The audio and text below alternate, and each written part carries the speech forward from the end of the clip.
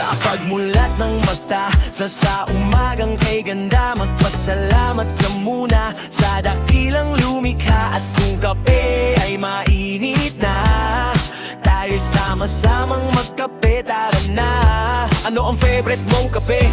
Daniel's Coffee o Nescafe, Kopi ko Blanca, blend for pills kapeng. Barako, kopi ko black o brown coffee, rice coffee. Baka naman gusto mo Milo o di kaya Ovaltine. Ano man ang brand mo, tara timpla na tayo para masigla ang buong maghapon mo. Alas 10 ng umaga, meriendahan na tayo'y magkakape.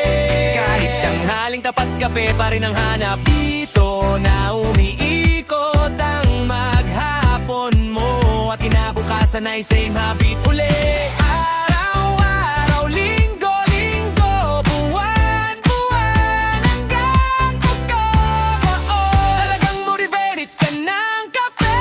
Kahit saan, kahit kailan, kape ang laging hanap. Kung mapalpitin, okay lang yan, pahinga muna. Tigil muna sa kape pansamantala. Kapag gumaling na at pumakli siya pa ng tulog ng kape, at ikaw diba, sige lang, inom lang at kape. Kung ayaw pang matulog, may mga reports na kailangang tapusin, sige lang kape. Sa gabi na gusto mong maaga matulog magkape, naiinip ka ba banat ang kape? Kapag busy di pwedeng walang kape. May dumating na bisita, tiglo ng kape, panggalang barkada pa inumin ng kape. Pati si lola at lolo madalas magkape, si ate at si kuya laging nagkakape. Kapitbahay nyo sa labas nagkakape, boss mo sa'yo lagi nagpapatimpla ng kape.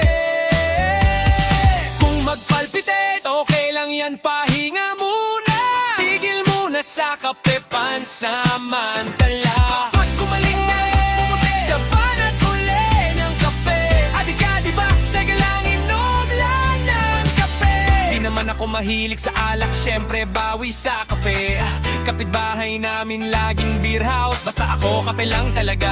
Nag-aaya ng tumaang tropa, hindi pwede strict ang parents ko. Kape lang talaga. Ngunit ilit at ato na